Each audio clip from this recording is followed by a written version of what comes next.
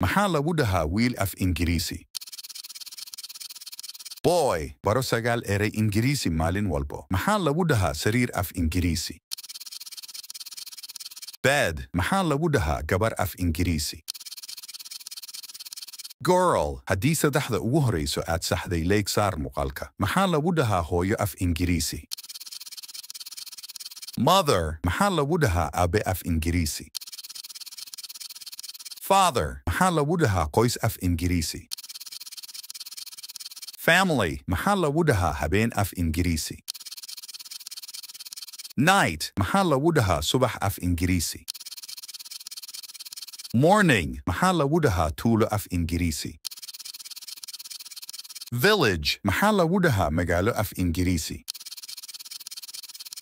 City, mida ugu dambayso, maxaa lagu dhahaa waddan af Ingiriisi? Haddaa jawaabta taqaanid nagu soo qor qaybta falada mahadsani.